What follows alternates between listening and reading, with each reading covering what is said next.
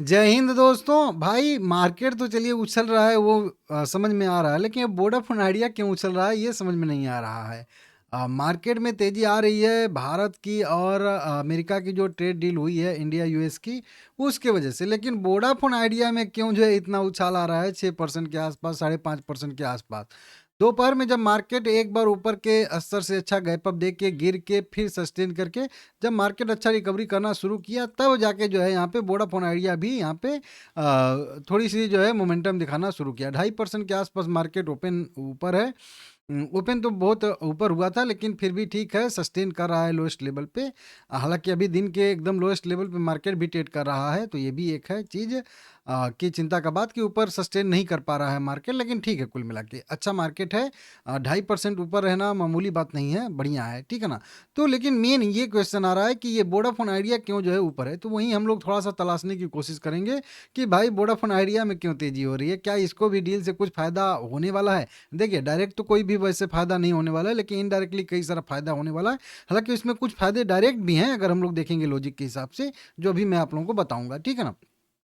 तो अच्छी-सी बढ़त देखने के लिए मिल रही है। आज इसमें वॉल्यूम भी अच्छा खासा है। 100 crore equity share total trade हुए हैं, ध्यान दीजिएगा। 100 करोड़ इक्विटी शेयर आज टोटल बाय सेल हुए हैं।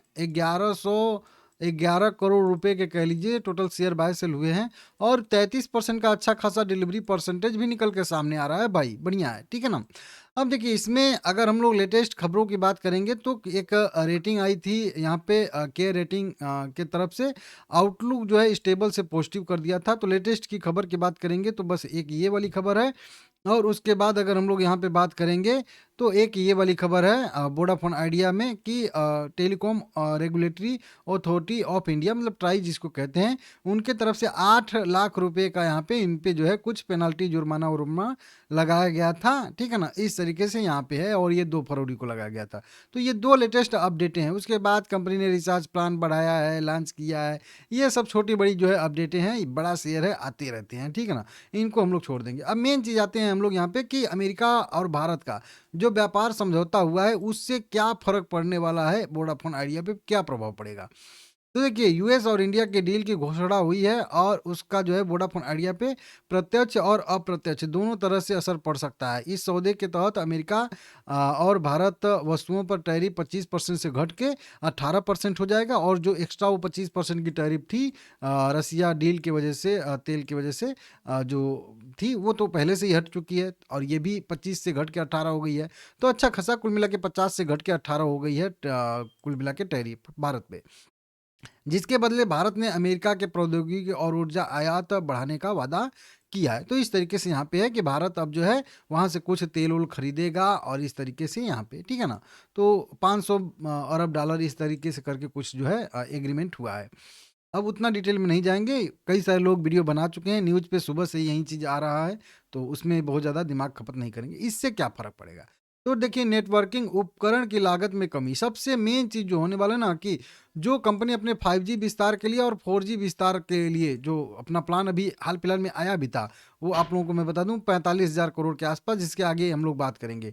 तो उसमें अभी अभी कंपनी ने 5G और 4G रोल आउट शुरू किया है, जिसके लिए भारी मात्रा में नेटवर्किंग उपकरण का जो है उपयोग करना है इनको। अब अमेरिकी स्थित कंपनियां जैसे सिस्को और जूनीपुर के पास उपकरण मंगाना सस्ता पड़ सकता है। तो जो कंपनी ने कैपेक्स का अपना जो है बीआई ने कैपेक्स का अपना जो लक्ष्य रखा है 45,000 करोड़ रुपए के आसपास के, अब वो क्या होगा कि कुछ उपकरण इनको सस्ता मिलेंगे। अब सस्ता मिलेंगे तो उससे क्या हो जाएगा कि उससे हो जाएगा थोड़ा सा कंपनी के मतलब खर्चे में कमी आ जाएगी। तो ये बढ़िया है ना भाई। वोडाफोन आइडिया जैसी कंपनी का 1 रुपया भी कहीं बच रहा है, तो मान लीजिए इसके लिए संजीवनी का काम करेगा, समझ रहे हो आप लोग। तो जितना कम से कम इसका पैसा बचे, कम से कम पैसा खर्च हो, वो बढ़िया रहेगा, अच्छा रहेगा, ठीक है ना। वहीं पे विदेशी निवेश का रास्ता भी साफ होगा। दो चीज़ें यहाँ पे, एक तो एजीआर जो अभी पुनर्गणना हो रही है, उसमें कोई अच्छा सा मिल जाए राहत कंपनी को, और दूसरा सबसे मेन चीज़ पॉइंट है कि कंपनी को कहीं से भी भाई फंड मिल जाए। पैसा मिलना बहुत ज़रूरी है, ये मैं आप लोगों को 2-3-4 दिन से और बहुत पहले से ही बता रहा हूँ। उपकरण सस्ता हो जाएंगे तो चलिए वो तो ठीक है, लेकिन ये विदेशी निवेशकों का रास्ता साफ होगा। अगर कोई, मतलब क्योंकि देखिए, इस यहाँ की एक कंपनी है, या कह लीजिए एक एनबीएफसी, चाहे वहाँ के कोई भी इन्वेस्टर टाइप का कह लीजिए फर्म है, ट्रेड डील से दोनों देशों के बीच भरोसा बढ़ेगा और विदेशी निवेशकों का भी भरोसा भारत पे बढ़ेगा। इसमें यूएस प्राइवेट इक्विटी इंटरेस्ट, कुछ समय पहले यूएस की एक प्राइवेट इक्विटी फर्म थी जो जिसका नाम था टीजीएच, ने वीआई में $6 अरब निवेश करने की इच्छा जताई थी।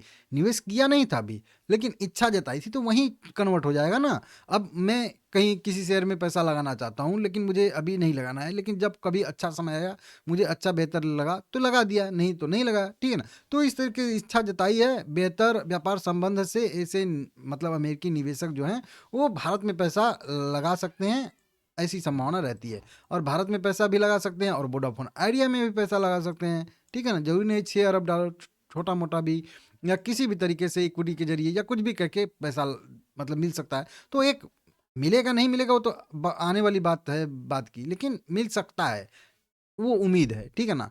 वहीं पे प्रौद्योगिकी हस्तांतरण जो है यहाँ पे 5G और 6G पे जो है कई सारी टेक्नोलॉजी इस तरीके से, जैसे क्लाउड और एआई में गूगल के साथ इनकी कई सारी साझेदारियाँ हैं, आगे भी साझेदारियाँ बढ़ेंगी। तो इससे जो है AWS जैसे यूएस पार्टनर के साथ सहयोग करना और नए टेक प्लेटफॉर्म जो है तैयार करना, इसके लिए सहयोग बढ़ेगा, साझेदारियाँ बढ़ेंगी, तो और कंपनी को यहाँ पे फ़ायदा होगा, ठीक है ना। बाकी बाजार का सेंटिमेंट भाई सबसे ज़रूरी जो चीज़ होता है सभी शेयरों के लिए, क्योंकि होता है ना कि आप कहीं आप अगर खेती करते हो तो आप अगर पंप से अगर पानी भरोगे तो आप अपने खेत में भरोगे, यहाँ पे दूसरे के खेत में भरोगे जो आपसे पानी लेने आएगा उस।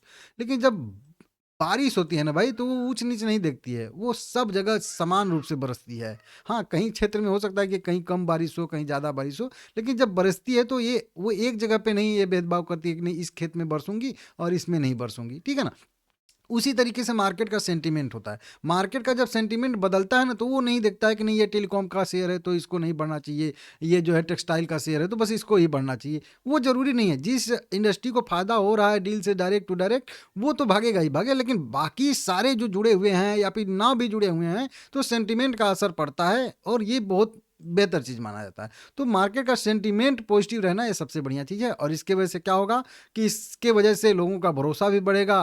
एफपीआई जो वहीं एफडीआई कहते हैं वो भी आएगा, फॉरेन इन्वेस्टमेंट आएगा कंपनियों में, इस तरीके से खरीदारी भी आएगी, तो इक्विटी शेयर भी खरीदेंगे, हो सकता है वोडाफोन आइडिया को लो, तो भी सेंटीमेंट पॉजिटिव होगा, तो इससे भी शेयर का प्राइस बढ़ेगा। तो ये सारी की सारी चीज़ें यहाँ पे होती हैं, ठीक है ना। बाकी कंपनी का सबसे दो चीज़ पे मुद्दा पे टिका हुआ है, एजीआर बकाया की पुनर्गणना जो हो रही है वो कितना घट रही है कितना बढ़ रही है उसके बारे में, और दूसरा कि कंपनी को कितना जल्दी जो है डेट मिल जाता है, कर्ज मिल जाता है किसी से भी। अब देखिए कर्ज वाली बात पे कहेंगे तो यहाँ पे 45,000 करोड़ रुपए का कैपेक्स का कंपनी ने प्लान बनाया है। बहुत सारे दो 20,000 20 लाख 20,000 कह लीजिए नेटवर्क कंपनी लगाने का प्लान बनाया है, उसके बाद 40,000 और लगेंगे। 25,000 करोड़ रुपए का लोन लेने के लिए भी कंपनी ने प्लान अपना किया है। एसबीआई की एक जो है समिति है कह लीजिए या कंसोर्शियम है, वो जो है तैयार हैं देने के लिए, जिसका जो है लगभग यहाँ पे एसबीआई से मिलेगा 6,200 करोड़ रुपए के आसपास। इस तरीके से कई सारी चीज़ें हैं। इसके अलावा 10,000 करोड़ रुपए का गैर वित्तीय पोषण सुविधा कुछ लॉन्च करने वाली है कंपनी। इस तरीके से यहाँ पे सब कुछ अभी होने वाला है, हो रहा है, तो इससे भी सेंटिमेंटल असर पड़ेगा। ये दो तीन चीज़ें अगर सुधर जाएंगी तो और ज़्यादा रहेगा बढ़िया, नहीं तो फिर थोड़ी दिक्कतें रहेंगी। तो दो चीज़ सबसे मेन है, कर्ज मिलना और जो है एजीआर में कितना कम कटौती होता है, ठीक है ना, वो चीज़। तो देखते हैं क्या होता है क्या नहीं होता है, लेकिन फिर भी ठीक है भाई, वहीं कि मार्केट का सेंटीमेंट सुधरा है तो वोडाफोन आइडिया में भी यहाँ पे अच्छी खासी बढ़त देखने के लिए मिल रही है।